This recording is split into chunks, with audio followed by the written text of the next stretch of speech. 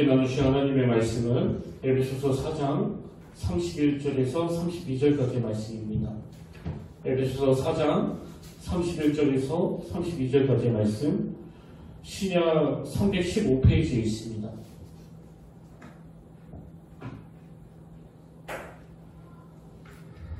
에베소서 4장 31절 32절 말씀, 우리 다같이 짧은 두 구절 한 목소리로 봉독하시겠습니다. 시작. 너희는 모든 악독과 노함과 분냄과 떠드는 것과 비방하는 것을 모든 악의와 함께 버리고 서로 친절하게 하며 불쌍히 여기며 서로 용서하기를 하나님이 그리스도 안에서 너희를 용서하신과 같이 하라. 아멘. 할렐루야. 반갑습니다. 우리 함께 인사 나누기 원합니다. 참 잘 오셨습니다. 오늘 주님의 놀라운 은혜가 이 자리에 그리고 여러분 심령에 가득하게 되시심을 축복합니다. 데일 카네기 인간관계론 이런 제목의 책이 있습니다. 이 책은 초판이 1936년도에 나왔으니까요. 지금부터 무려 85년 전에 나온 책인데요. 아직까지도 이 인간관계론과 관련해서 많은 사람들이 구입해서 읽는 책 중에 하나입니다. 저도 최근에 다시 이 책을 꺼내서 읽고 있는데요. 이 책이 시작하는 시점에서 이제 세 가지 사례를, 비슷한 사례를 들고 거기에 메시지 하나를 던지는데 이게 저에게 굉장히 많은 생각을 하게 했습니다. 그 책에서 제일 먼저 나오는 사례가 뭐냐 하니까요. 거기에 쌍권총 크롤리라는 사람의 이야기가 나오는데요. 이 사람은 뭐 얼마나 악명이 높은 범죄자였던지 그 책에 보니까 뉴욕 역사상 가장 위험한 범죄자였다, 이런 평가를 받는 사람입니다.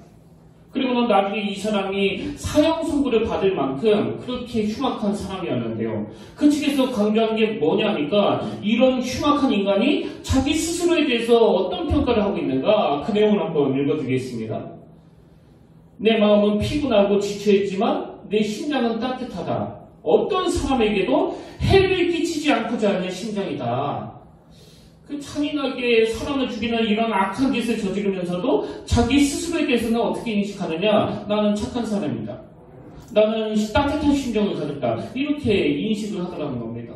그러고 나면 두 번째로 언급되는 인물은 알 카포네로고요. 여러분이 다 아시다시피 이 사람도 잔행하기 짝이 없는 갱단 두모가 아닙니까? 그 1930년대, 40년대 그 영화들 가운데서 이 시카고 알 카포네를 주연으로 한 영화가 뭐 여러 편 만들어진 걸로 제가 알고 있거든요.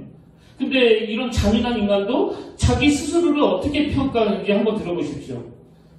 저는 인생에서 가장 소중한 시절을 사람들에게 소소한 즐거움을 주는 데 바쳤습니다. 하지만 그 대가를 받은 것은 비난입니다. 범죄자라면 낙인 찍힌 삶이었고요. 지금 이 두 사람이 공통적으로 자기 스스로를 어떻게 인식하고 있는지가 나타나지 않습니까? 그러면 그 책에서 세 번째로 언급되는 이야기가 뭐냐니까요. 그 예전에 뉴욕의 싱싱교도소라고 하는 아주 악명이 높은 그런 교도소가 있었다고 합니다. 그 악명이 높은 교도소에서 근무했던 그 소장이 한 말을 그 책에다가 기록하고 있는데 그 내용도 한번 들어보십시오. 싱싱교도소에 수감되어 있는 범죄자 중에서 자신이 나쁜 놈이라고 생각하는 사람은 거의 없습니다. 이들은 자신을 합리화하고 변명합니다.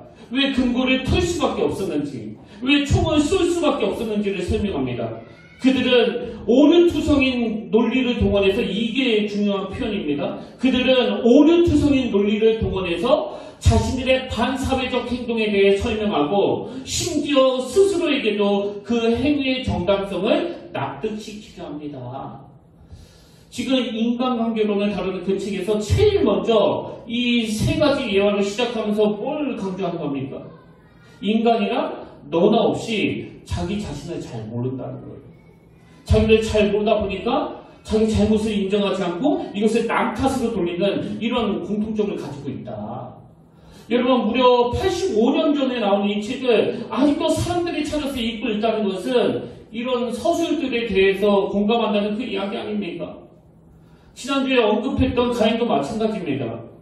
하나님이 자기가 드린 재물은 받지 않으시면서 동생이 드린 그 재물은 받으셨다. 그러면 거기서 뭐 행복이 간다는 거 아닙니까? 내가 뭐 잘못했지? 하나님이 이 재물을 받으시기에 뭐가 부족했지? 그걸 점검하고 고치면 그것이 오히려 성장의 계기가 될 텐데, 하나님과의 관계가 깨진 인간에게서는 이런 특징이 나타나지 않는 겁니다. 그래서 이걸 동생에다가 덮어 씌워가지고 그 살인을 하는 이런 짓을 저지르는 게 형 가인인데요. 저는 이 가인의 모습을 보면서 뭘 깨닫게 되느냐? 인간이 하나님과의 관계가 회복되지 않으면 인간관계도 깨질 수밖에 없다는 것을 발견하게 되는 겁니다. 제가 그런 관점으로 창세기 4장에 나와 있는 이 가인을 분석해 보니까요. 가인이 하나님과의 관계가 깨진 후에 나타나는 그 대인관계에 있어서 두 가지 잘못된 부작용이 뭐냐니까 첫 번째로 가인은요. 동생 아벨을 경쟁의 대상으로 전락시켰다는 거예요. 세상에서 가장 소중하고 그 아름다운 관계를 경쟁의 대상으로 전락시키니까 그를 죽이는 악한 에너지가 나오더라는 겁니다. 제가 저희 누나 이야기를 들어보니까요. 그 첫째는 어렸을 때부터 그렇게 밥을 잘 안 먹었대요. 그래서 밥그릇을 들고서 막 쫓아다니면서 먹이는 그런 고생을 했는데요. 상대적으로 둘째 아이는 가리지 않고 다 잘 먹는 겁니다. 그래서 첫째 애가 밥을 잘 안 먹었다면 늘 이렇게 말했다는 거예요. 누가 밥 잘 먹는지 볼까? 엄마는 밥 잘 먹는 사람이 더 이뻐. 그렇게 서로 경쟁하게 해서 밥을 먹였는데 문제가 뭐냐? 어느 순간에 이 첫째를 보니까 뭐든 간에 그 동생의 눈치를 보면서 자기를 비교하더라는 겁니다. 이거 무조건 쟤보다 잘해야 돼요. 여러분 세상은요.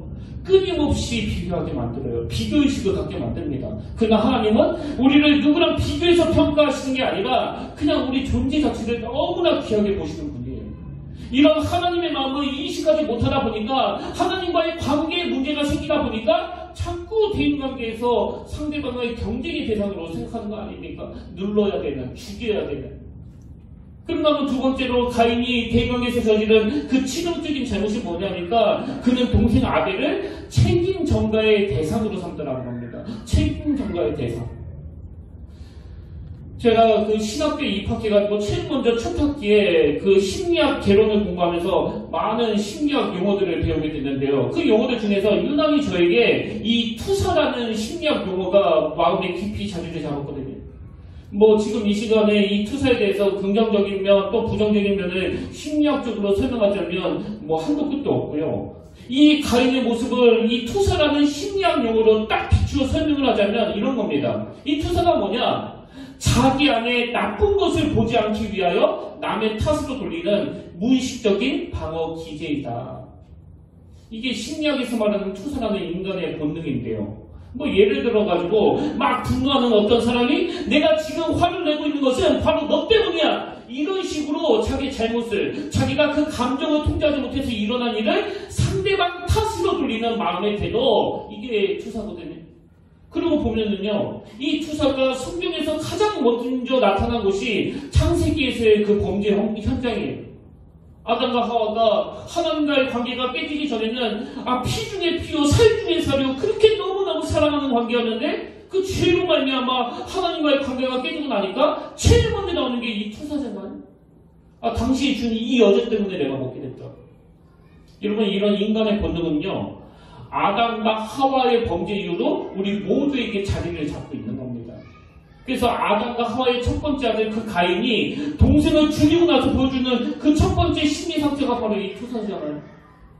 사실 저는 이런 식으로 이 가정 안에서 일어나는 분노에 대한 설교를 쭉 준비하면서 참 이 가정이라는 것이 정말 위험한 것이다. 왜? 이렇게 범죄한 이후에 하나님과의 관계가 깨진 이후에 아담과 하와가 만난 게 바로 오늘날의 가정의 모습 아닙니까? 그러다 보니까 가정 안에 너무나 부작용이 많고 이 투사를 위시해서 상대방을 비난하고 상처를 던져주고 모든 징계를 전가시키는 이런 가슴 아픈 일들이 너무 많이 일어나는 것이 바로 가정이에요. 그래서 저는요, 우리 어릴 때 그 중학교 음악 시간에 즐거운 곳에 서는 날 원하여도 막 이런 노래를 부르면서 그 가정에 대한 환성이 막 주입이 됐잖아요. 그리고 뭐 가정하면 딱 떠오르는 이미지가 홈 스위트 홈 뭐 이런 이미지가 딱 각인이 되어 있었는데 근데 딱 결혼해서 보니까 이게 아닌 거예요. 절대 홈 스위트 홈이 아닌 겁니다. 그러면 막 죄책감이 몰려오고 당황스럽고 우리 가정만 이런 문제가 있는 거라고 생각을 하는데 여러분 죄성을 가진 모든 인간이 만드는 가정은요 절대로 홈 스위트 홈이 아닙니다. 그래서 제가 전에도 한번 인용해 드렸는데 이 책 제목 그대로예요. 폭풍 속의 가정. 여러분 중에 지금 너무나 홈스위트홈을 이루는 가정은요, 그야말로 주인님이 바로 데려가시기 직전에 그 성화된 가정. 그래서 막 너무나 남편이 거룩하고 또 아내는 너무나 성황하고 뭐 그런 가정 몇 가정 빼고는요, 여전히 오늘날의 가정은 폭풍 속의 가정이에요. 이 전제는 변하지 않는 겁니다. 저는 이렇게 현실적으로 가정 안에서 수많은 울분과 분노를 만들어내고 가정 안에서 수많은 상처가 만들어진다고 할 때 그 대표적인 케이스가 저는 야곱이라고 생각을 하는데요. 이 야곱이 이제 오랜 세월을 사시고 할아버지가 되셔가지고 자기 인생을 되돌아보면서 하는 고백이 참 처절하지 않습니까? 창세기 49장 7절 야곱이 바로에게 아뢰되 내 나그네 길의 세월이 130년입니다. 내 나이가 얼마 못되니 우리 조상의 나그네 길의 연주에 미치지 못하나. 그 다음 보세요. 험악한 세월을 보냈나이다. 이 부분은 현대인의 성경에서는 이렇게 번역합니다. 정말 고달픈 세월을 보냈습니다. 여러분, 한 인생이요, 죽기 직전에 지나간 자기 생을 쭉 돌아보니까 정말 고달픈 세월을 보냈습니다. 이렇게 고백하는데요. 근데 여러분, 이 야곱을 다 아시잖아요. 제가 이 야곱을 다시 한번 가만히 분석을 하다 보니까 이렇게 자기 인생이 엇갈려가지고 비극과 아픔과 슬픔과 상처와 고통으로 점쳐되어 나는 정말 고달픈 세월을 보냈습니다. 이렇게 고백할 수 없게 만든 그 원인의 첫 단추, 첫 출발이 바로 가정에서 일어난 일 때문이라는 거예요. 더 정확하게 말하면 아버지 이삭의 자식에 대한 편애, 이것 때문에 이런 비극이 시작된 거 아닙니까? 자, 창세기 25장 28절 아버지 이삭은 에서가 살인한 고기를 좋아하므로 그를 사랑하고 리브가는 야곱을 사랑하였더라. 아들 둘 중에서 큰아들은 이 아빠는 큰아들을 더 사랑하고 엄마는 둘째 아이를 더 사랑하는 이 편애. 여러분, 엮이는 가정에서 보여주는 아주 대표 중에 그 사례가 바로 이 편애거든요. 그래서 이렇게 편애하는 것도 참 가슴 아프지만요, 더 슬프게 하는 것은 그 편애하는 이유예요. 그 앞 27절에 그 이유가 나옵니다. 왜 아버지는 큰애를 그렇게 좋아했느냐? 그 아들들이 장성함에 에서는 익숙한 사냥꾼이었으므로 들사람이 되고 야곱은 조용한 사람이었으므로 장막에 거주하니. 아니 그럼 이 아버지는 익숙한 사냥꾼인 큰아들을 조용하고 내성적인 그 둘째 아들보다 왜 그렇게 좋아했느냐? 그 이유를 다시 보세요. 28절 이삭은 에서가 살인한 고기를 좋아하므로. 이삭이 그런 사람인가 봐요. 이 아버지가 막 고기를 막 너무너무 좋아하는 거예요. 그런데 이 첫째 아들은 뭐 그냥 막 남자다워가지고 취미가 그냥 사냥이에요. 그래서 이 아버지가 막 단백질이 땡겨가지고 고기를 먹고 싶어 하면은 이 큰아들이 사슴 한 마리를 등에 메고 와가지고 턱 던지면서 아버지 내가 오늘 저녁에 그 바베큐 해드릴게요. 그러니까 뭐 좋아 죽는 거 아닙니까? 거기에 비해가지고 이 둘째 아들 이놈은 소심하고 내성적이고 그러니까 마음에 안 드는 거거든요. 여기에서 치명적인 문제가 뭔지 아시겠죠? 지금 아버지 이삭은요, 부모와 자녀라는 관계적인 측면으로 자식을 대하는 게 아니라 부모와 음식, 부모와 자기가 좋아하는 고기의 구도로 자식들을 대하고 있다는 겁니다. 여러분, 꼭 이 음식 말고도요, 그게 뭐 나에게 용돈을 많이 주니 적게 주니 또 장남이니 막내니 또 얘는 다른 자식들보다 유독 성격이 나랑 잘 맞아, 뭐 얼마든지 적용할 수 있는 거 아닙니까? 이것들로부터 자유할 수 있는 부모가 얼마나 될까요? 이게 결국은 야곱이 지나온 자기 인생을 되돌아보면서 정말 고달픈 세월을 보내게 되었습니다 라고 말하게 된 첫 출발을, 첫 원인을 가정에서 제공하게 됐다. 이거 우리 부모들이 두려워해야 된다는 거예요. 그러면 우리 부모들이 또 한 가지 두려워할 게 있는데요, 바로 가슴 아픈 이 편애를 포함해서 그 부모에게서부터 흘러나오는 수많은 잘못된 것들이 다음 세대로 대물림하기가 쉽다는 겁니다. 대물림. 여러분 한번 생각해 보세요. 야곱이 아버지 이삭이 자기를 편애한 것 때문에 그것도 자기의 인격을 가지고 본 것이 아니라 그 음식이라고 하는 사냥을 잘하냐 못하냐 이런 기능을 가지고 자기를 대하는 것에 대해서 얼마나 많은 상처를 받았습니까? 근데 제가 도저히 이해가 안 되는 게요, 야곱이 자기 아버지가 했던 그 일을 자기 자식들에게 똑같이 저지르고 있다는 겁니다. 자, 창세기 37장 3절을 보십시오. 야곱 입장에서 요셉은 노년에 얻은 아들이므로 이스라엘이 여러 아들들보다 그를 더 사랑하므로 그를 위하여 채색옷을 지었더니 그래서 4절 그의 형들이 아버지가 형들보다 그를 더 사랑함을 보고 그를 미워하여 그에게 편안하게 말할 수 없었더라. 여러분 왜 그 사랑하는 아들 요셉이 그 어린 나이에 남의 나라에 팔려가야 됐고 왜 이상한 여자를 만나가지고 그 성범죄 미주범으로 감옥에 가야 됐습니까? 이런 비극을 경험하게 된 그 모든 주마는 바로 아버지 야곱의 편에 그 채색 옷을 입혀가지고 편애한 것 때문 아니냐고요. 아니 지금 뻔히 자기가 아버지 이삭이 자기를 편애할 때 이게 얼마나 큰 상처를 만들어 내시는 것인가를 온몸으로 다 경험해 놓고 이걸 그대로 전수시키는 게 이 가슴 아픈 또 어리석은 아버지 야곱의 모습이더라는 겁니다. 이게 가정 안에 흐르는 잘못된 되물림입니다. 어릴 때 제 주변에도 그런 가정이 꽤 많았습니다. 아버지가 화가 나면 어머니를 막 때리는 그런 가정. 이게 계속 습관화가 돼가지고 자기 아내를 너무나 괴롭히는 그런 가정들이 가끔씩 있었거든요. 그러면은요, 그런 가정에서 자란 아이들이 어릴 때 모두가 다 이를 악물고 결심을 한대요. 나는 커서 절대로 내 아버지처럼 되지 않을 거라고. 나는 절대로 그 약한 여자를 두들겨 패는 이런 짓은 안 할 거라고. 근데 통계가 주는 비극이 뭔지 다 아시죠? 어릴 때 엄마가 아빠한테 구타당한 것을 보고 자란 아이가 그렇지 않은 가정에서 자란 아이들보다 그 일을 할 확률이 더 높다는 거죠. 이게 통계가 말해주는 거예요. 알코올 중독인 부모 밑에서 자라면은요, 그런 아버지를 보면서 나는 절대 술에 입에도 안 될 거야. 그렇게 자기를 다짐하지만 통계가 주는 슬픈 기록은요, 알코올 중독 아버지를 보면서 자란 아이가 커서도 그렇게 할 확률이 굉장히 높다는 거예요. 이것들이 우리에게 뭘 경고하고 뭘 교훈합니까? 편애받은 야곱이 자기 아들들을 똑같이 편애함으로써 그 아들을 힘들게 하는 이 되물림. 여러분 이 고리를 끊지 않으면은요, 가정 안에서 끊임없이 확대 재상상되는 이 울분의 문제, 이 상처의 문제를 치유할 길이 없다는 겁니다. 그래서 제가 계속 어느 가정도 절대로 저절로 홈스위트홈이 되지 않는다. 가정을 내버려두면 죄수로 말미암아 폭풍 속의 가정으로 흘러갈 위험이 있다. 그런 이야기를 드리고 있는 거 아닙니까? 게다가요, 이렇게 죄수로 말미암아 홈스위트홈으로 만들기 어려운 이 본능이 우리 안에 자리 잡고 있는데 우리 시대는 더 불행한 게 유사 이래로 부모 세대와 자녀 세대가 이렇게 갈등의 골이 깊었던 적이 없잖아요. 다 피해자예요. 아버지는 이런 세상을 경험했고 지금 아들은 저런 세상을 경험하고 있는 겁니다. 그래서 이 아버지가 이렇게 얘기하면 이 아이들은 도대체 이해가 안 되는 거예요.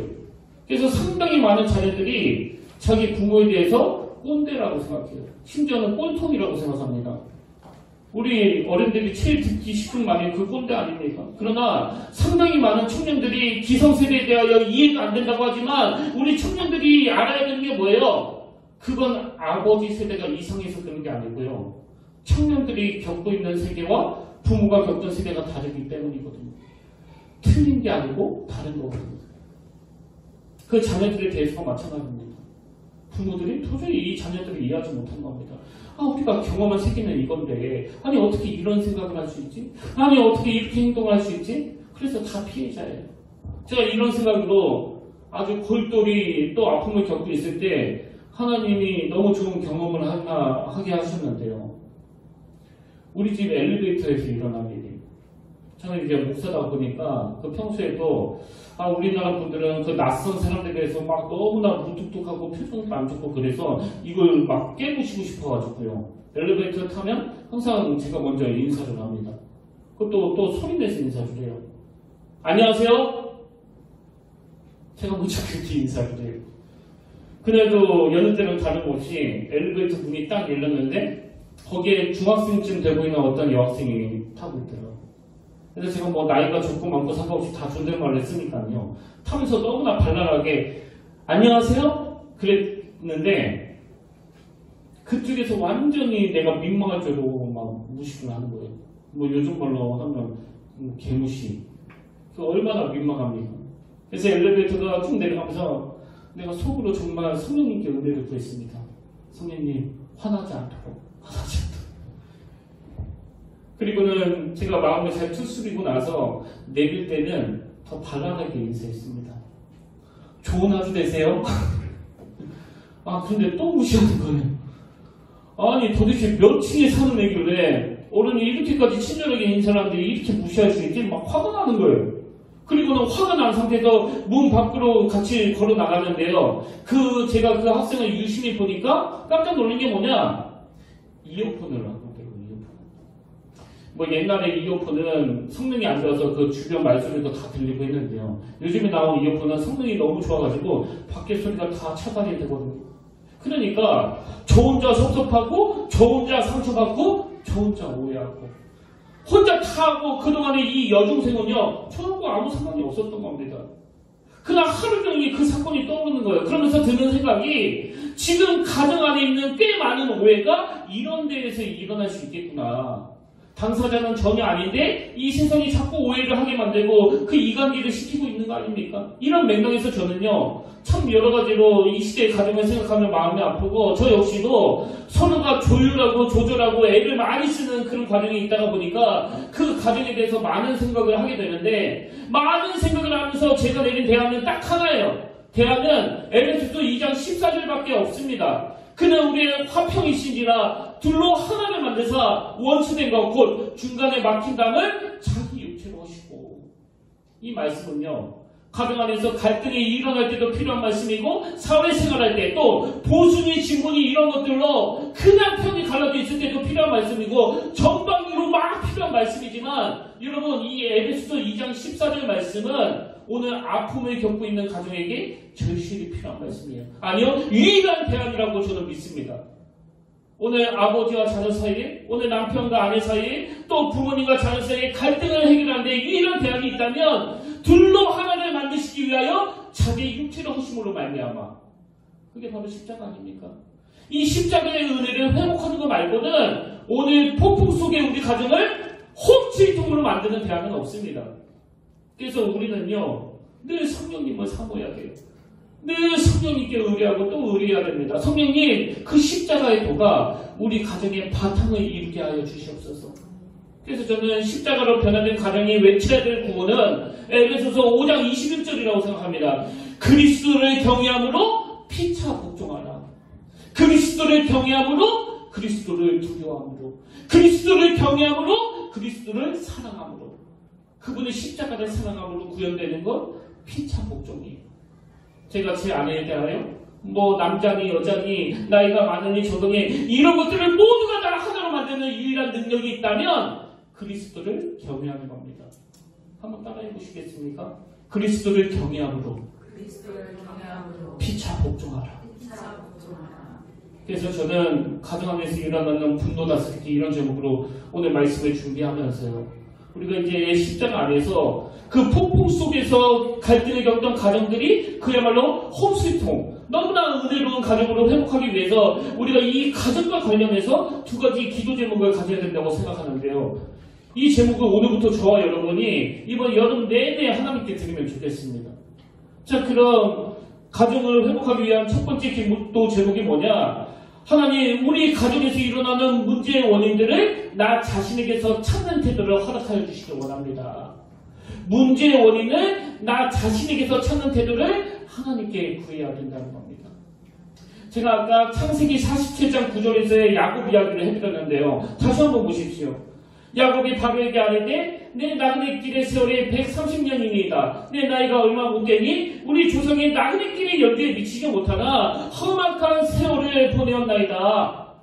제가 이 말씀을 인용하면서 아까 야곱의 이런 가슴 아픈 고백의 첫 출발이 아버지 이삭의 편애 때문이었다고 말씀을 드렸는데요.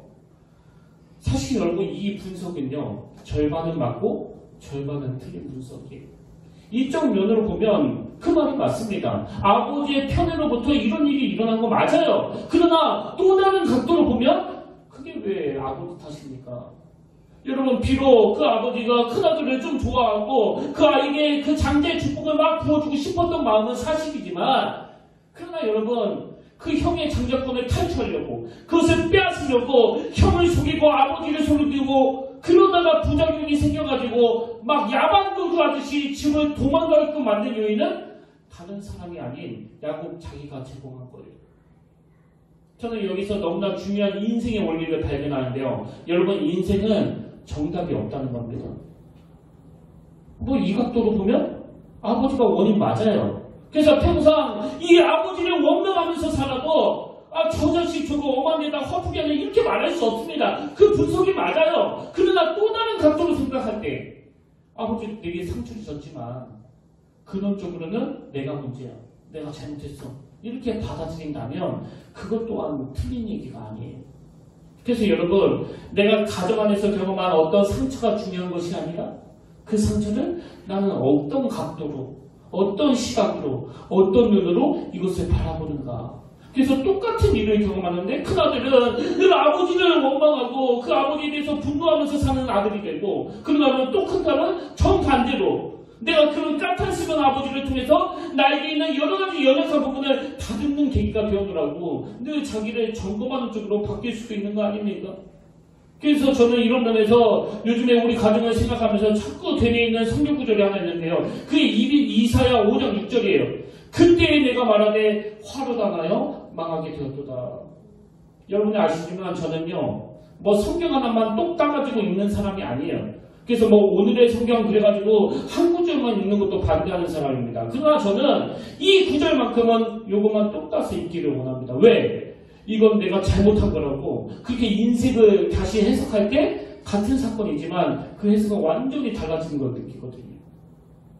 그래서 보통 이렇게 감정적으로 막 화가 날 때는 뭐 1부터 100까지 세라 그런 말도 있고 또 침을 삼키면서 천천히 생각해라 이런 말도 있지만요. 저는 마음에서 이렇게 감정적으로 막 화가 쑥 올라올 때는 이 말씀으로 저를 다듬기를 원합니다. 내가 지금 화가 나는데 이게 정당한 감정인가? 내가 지금 화를 내는 이게 정당한 것인가? 이 질문을 하는 거예요. 그러면서 나오는 게 화로가 나요? 망하게 되어도다. 하나님 이게 내 탓인 줄로 믿습니다. 이건 예수 믿는 사람들이 해야 되는 훈련이라고 생각합니다. 왜 그런가 하니까요. 가족의 두 얼굴 이런 제목의 책이 있는데 그 책의 소제목 하나가 제 눈길을 끌었습니다. 소제목이 이렇습니다. 가족 문제는 플러스 1이다. 1 플러스 1이다. 이게 참 흥미로워서 그 내용을 보니까요. 한번 내용 일부를 읽어드리겠습니다. 부부관계가 힘들수록 서로에게 책임을 전가시킨다. 서로 성격이 너무 다르고 애초에 잘못 만났고 너무 이기적이고 욕심이 많다는 등 상대에게 비난의 화살을 퍼붓는다. 불행한 결혼의 일은 바로 상대방의 실망스럽고 상처를 주는 행동인 것이다. 플러스 원 플러스 원 중에 그 하나가 뭐냐 하면 맞아요. 그 남편이 까탈스러워서 그래요. 그 아내가 자꾸 그 원인을 나한테 돌려가지고 이렇게 어려워졌습니다. 그건 맞는 얘기예요. 그게 일이에요. 그러나 가족이 불행한 건 일만 있는 게 아니라 플러스 1이 있다는 겁니다. 그 플러스 1이 뭔지 한번 들어보십시오. 그러나 이것만으로는 힘든 부부관계와 가족관계를 충분히 설명할 수 없다. 여기에 하나가 더해진다. 그것은 각자 배우자가 어린 시절에 경험한 부모의 결혼 생활과 그때 받았던 상처이다. 이 둘이 합쳐져서 1 플러스 1을 이루어 현재 불만과 짜증, 분노로 일그러진 가족이 된 것이다. 여러분 플러스 1의 원인은 나한테 있는데요. 여기서 설명하고 있는 이 어린 시절에 경험한 그 가정에서 받았던 상처, 이 치유되지 않는 상처 이거를요 성인 아이라고 그럽니다. 성인 아이. 이게 얼마나 중요한 개념인지 제가 다음 주일날 이 성인 아이 이 주제 하나만 가지고 제가 지금 설교를 준비하고 있는데요. 여러분 지금 그 책에서 강조하는 게 뭡니까? 왜 가정의 문제가 잘못 만난 남편 때문, 잘못 만난 아내 때문만은 아니라고 말하느냐? 분명히 잘못 만난 그 사람 때문에 원인이 제공된 것도 맞습니다. 그게 1이에요. 그러나 나머지 플러스 1이 뭐예요? 이거를 용납하고 수용하고 품어주었더라면 이 사람이 변할 수 있었는데 그 성인 아이, 내 안에 치유되지 못한 이 미숙함으로 말미암아 그것을 용납하지 못하는, 그래서 그것이 분노로 나타난 것이 이런 원인을 제공하게 됐다. 이게 1 플러스 1, 1 플러스 1, 이건 심리상담가가 분석한 내용이거든요. 이제는 배우자를 못 바꾸잖아요. 이미 이런 사람을 만났는데. 그러나 십자가에서 나는 변화될 줄로 믿습니다. 1 플러스 1이 이렇게 가정에서 상처를 만들어내고 분노를 만들어내고 있다면 하나님, 우리 가정이 1 플러스 1에서 플러스 일이 사라지는 은혜가 있기를 바랍니다. 이게 첫 번째 기도 제목이에요. 그러고 나면 기도 제목이 하나 더 있습니다. 두 번째 기도 제목은 뭐냐? 가정의 회복을 위해서 공감 능력에서 오는 용서의 힘 구하기입니다. 왜 용서를 구할까요? 용서도 힘이거든요. 용서도 영적으로 힘이 있어야 할 수 있는 거거든요. 가족의 발견이라는 이 책도 그 가정 상담학 교수가 쓴 책인데요. 그 책에 보면은 상담 사례 하나가 나와 있습니다. 어느 날 이 교수님에게 어떤 여성이 상담하러 찾아왔는데요. 이 여성은요, 어렸을 때 너무나 괴팍한 아버지를 만나가지고 그 아버지에 대한 분노 때문에 그렇게 상처를 많이 갖고 사는 여성이더래요. 그 아버지는 이제 베트남 전쟁에 참전했다가 그 부상으로 그 부상당한 군인을 상위용사라고 그러죠. 근데 이 아버지는 정말 괴팍해요. 자녀들을 얼마나 가혹하게 다루는지 예를 들면 이런 거예요. 한겨울에 그 아이들을 마당에 집합을 시키는 거예요. 무슨 군인도 아닌데. 심지어는 한겨울에 그 애들을 막 마당에 집합시켜 놓고는 차가운 얼음 위를 막 뒹굴게 하는 겁니다. 그리고는 또 한여름에는 호수 한가운데다가 그 아이들 빠뜨려가지고요. 막 죽자 살자 헤엄쳐 나오게 하고.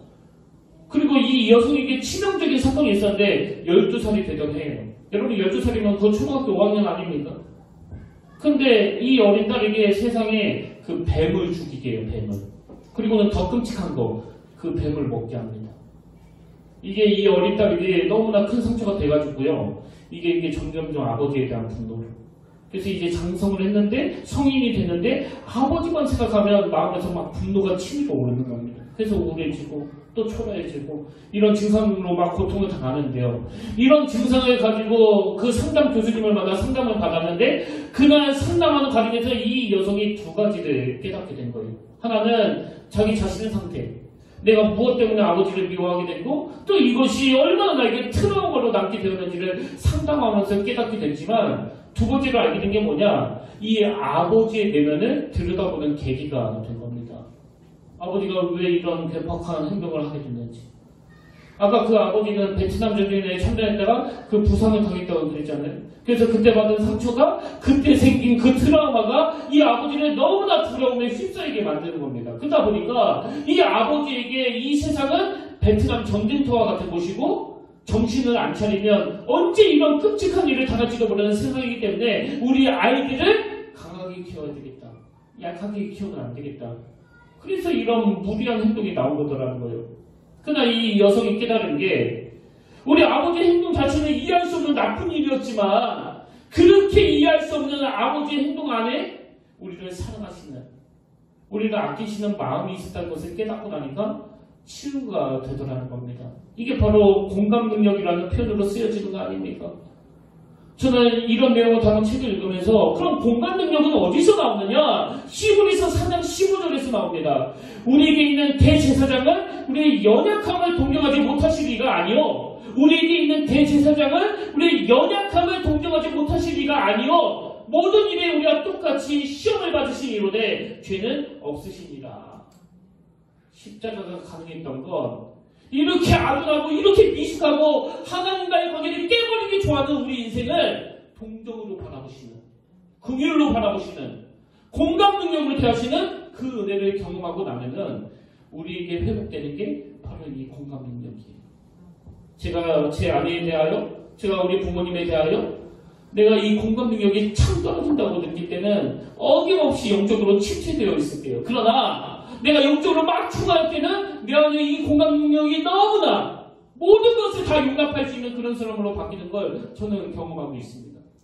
그래서 제가 오늘 본문으로 삼은 이 에베소서 4장 31절도 보십시오. 너희는 모든 악독과 노함과 분냄과 떠드는 것과 비방하는 것을 모든 악과 함께 버리고 뭐 이게 누구는 안 버리고 싶습니까? 안 되는데 어떻게 해요? 근데 이 모든 악한 감정을 버릴 수 있는 능력은 그 다음 32절에 나옵니다. 서로 친절하게 하며 상대방을 불쌍히 여기며. 그 다음 보세요. 서로 용서하기를 하나님이 그리스도 안에서 너희를 용서하신 것 같이 하라. 서로 용서하기를 하나님이 그리스도 안에서. 무슨 뜻입니까? 하나님의 공감 능력으로 우리를 십자가에서 구원해 주신 것처럼 그 용서하심으로 서로 용서하게. 오늘 결론은 저는 이렇게 맺기를 원합니다. 참 우리 성령님은 저에게 너무나 자세한, 너무나 친절한 가이드가 되세요. 제가 설교 준비를 하면서 이런 가정 안에 있는 무리들을 막 머릿속에 담고 있었던 지난주 그 지방 성도부 모임이 있었거든요. 그래서 기쁨교회에서 한 2시간 정도 회의를 하면서 이런저런 이야기를 나눴는데요. 모임 거의 끝부분에 한 목사님이 교회에 대한 이야기를 하시면서 딱 한마디를 툭 던지시는데 이게 저에게 너무나 전율이 되는 겁니다. 뭐라고 이야기하는가 하니까 이제 교회 얘기를 했으니까요. 교회 안에서도 성도들 간에 싸울 수 있고 다툴 수 있지만 그러나 교회는 세상과 달라야 된다. 교회도 세상과 똑같이 싸울 수 있지만 교회는 싸매어 주는 것도 같이 포함되어야 한다. 그러면서 이 목사님이 마지막에 이런 표현을 썼어요. 싸우지만 싸매. 그 싸매어 준다는 걸 이렇게 툭 던지신 거예요. 싸우지만 싸매. 그게 저에게 전율이 됐습니다. 전율이. 여러분, 가정을 회복하는 성령님의 한마디가 이거예요. 싸우지만 싸매. 예수 믿는 가정도요, 안 믿는 가정처럼 싸울 수 있습니다. 막 혀입기 부릴 수 있고 상처 줄 수 있습니다. 그러나 은혜 받은 예수 믿는 가정이 달라야 되는 거 하나, 싸우지만 싸매. 저도 제 아내에게 종종 상처를 주거든요. 그러나 제가 다른 남편이 되기를 원하는 거, 싸우지만 싸매. 회의 마치고 돌아와서 이 설교를 준비하는데 울컥하게 만드는 찬양 하나가 아버지 하나님을 모신 그 가정의 모습이 이 찬양 하나로 표현이 되는 겁니다. 어서 돌아오, 어서 돌아만호, 책찍마자 파도 주님의 손으로 때리시고 어루만져 위로해 주시는 이 대목에서 울컥하는 거예요. 우리 하나님은 사랑의 아버지이기도 하지만 공의의 아버지이기도 하세요. 우리가 잘못할 때 매를 드세요. 징계하세요. 그래서 아파요. 그런데 우리 하나님 아버지가 육신의 아버지와 다른 거, 때리시고 또 어루만져, 때리시고 또 어루만져 위로해 주시는. 제가 이 대목에서 울컥하니까 이런 생각이 들더라고요.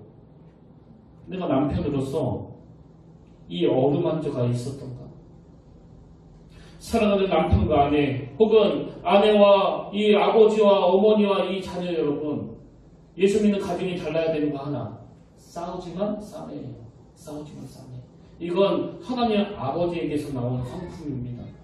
그래서 오늘 우리 결단 찬양으로 이 찬양을 함께 부르길 원하는데요. 힘들고 지쳐 낭망하고 넘어져 일어날 힘 전혀 없을 때, 제가 오늘 이 가정에 대한 설교를 준비하면서 묵상해 보니까요, 꽤 많이 힘들게 하고 또 지치게 하고 낭망하게 만들고 넘어지게 만들고 일어날 힘이 없게 만드는 건 다 이 가정에서부터 시작이 되더라고요. 그럴 때 하나님 아버지를 바라보는 겁니다. 그 아버지는 이상처럼 뭐 사냥 자랑나 못하나, 내가 좋아하는 고기 갖다 주나 안 갖다 주나 이런 것으로 편애하는 아버지가 아니고, 너는 내 아들이라. 십자가 그 고통을 통해서 내가 너를 양자 삼아노라.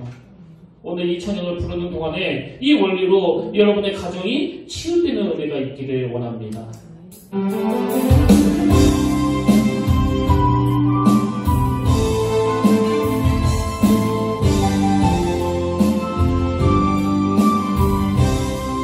힘들고 지쳐 나도 넘어져 일어나기 어려웠을 때 우리 하나님 손 잡아주시며 나에게 말씀하시게, 나에게 실망하며 나에게 다시 연락해. 고통 속에 눈물을 흘릴 못 잡는 그 손길, 못 잡는 그 손길 갖다 주시며 나에게 말씀하시고, 너는 내 아들이라. 너는 내 아들이라. 오늘 날 내가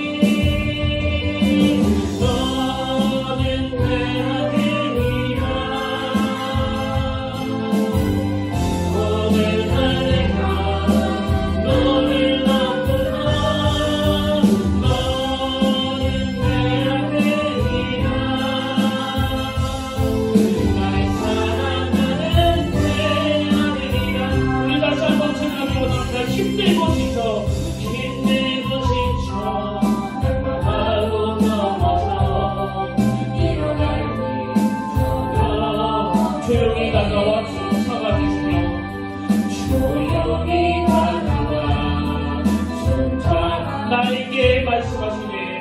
나에게 말씀하시네. 나에게 실망하며 나에게 실망하며 내 자신 연약해 어둠 속에 흔들리네. 못 자른다 그 속에 못 자른다 눈물 닦아주시며 눈물 닦아 나에게 말씀하시네. 나에게 말씀하시네. 너는 내 아들이라. 너는 내 아들이라. 오늘날 내가 너를 아멘. 너는 내 아들이라. 나의 사랑하는 내 아들이라. 언제나 변함없이 언제나 변함없이 너는 내 아들이라. 너는 내 아들이라. 나의 십자가 덮고 내 삶의 길고 통으로 내가 너를 알았으니 너는 내 아들이라. 오늘날 내가 너를 놔두어 너는 내 아들이라. 나의 사랑하는 내 아들이라.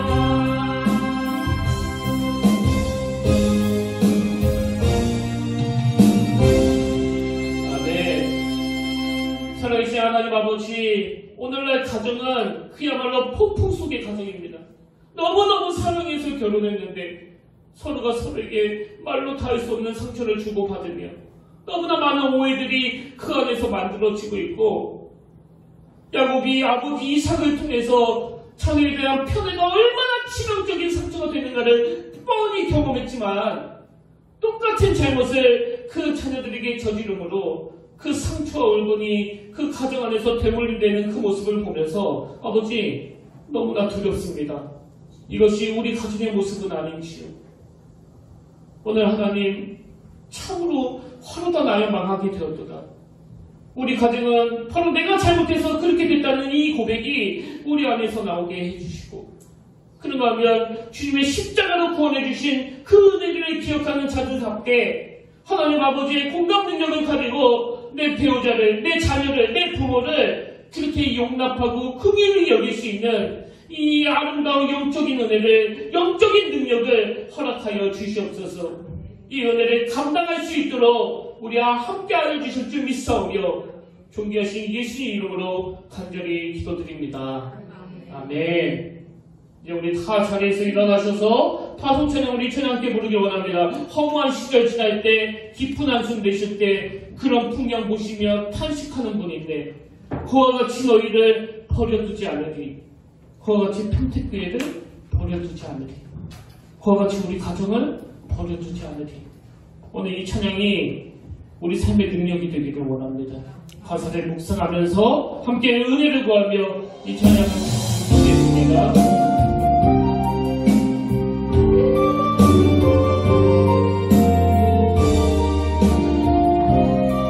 허무한 시절 지날 때,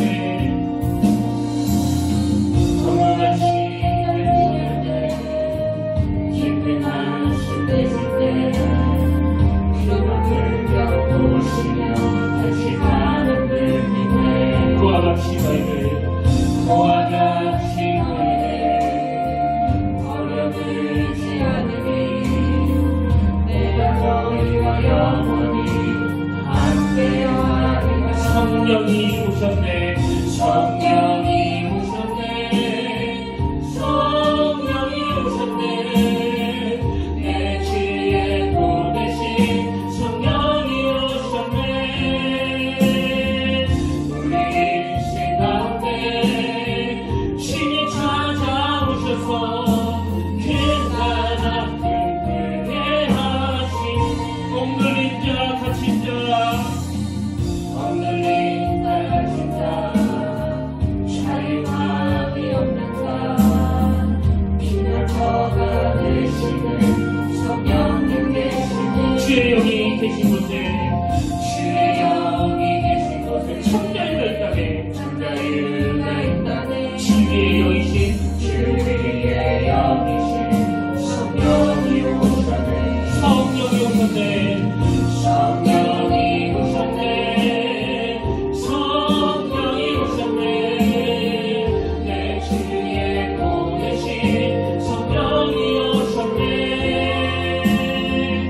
우리 인생 가운데 신이 찾아오셔서 그 나라 끝내게 하시네 성령이 오셨네 성령이 오셨네 성령이 오셨네 내 주위에 보내신 성령이 오셨네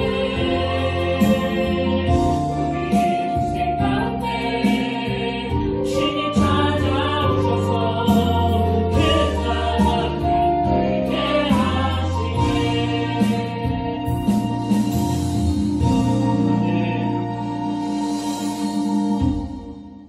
하나님 아버지, 이번 한 주간 동안 참 오늘 주신 이 말씀이 내 삶의 능력이 되는, 내 가정의 능력이 되는, 내 교회의 능력이 되는 엿새 동안의 삶 속에서 이 공감 능력의 회복과 치유를 통해서 나타내 보여주시는 너무나 귀하고 아름다운 한 주간이 되도록 인도하여 주시옵소서. 이제는 예수 그리스도의 은혜와 하나님 아버지의 다 먹는 사랑과 성령님의 감동감화 위로교통 충만하심의 역사가 치유해 주시고 싸매어 주시고 회복해 주시는 그 하나님을 온전히 의지하며 폭풍 속의 가정이 편하여 그야말로 홈스위트홈을 노래하는 가정이 되기를 갈망하며 은혜를 구하며 예배하는 모든 주의 자녀들 머리 위에 지금부터 영원토록 함께 하시기를 간절히 축원하옵나이다.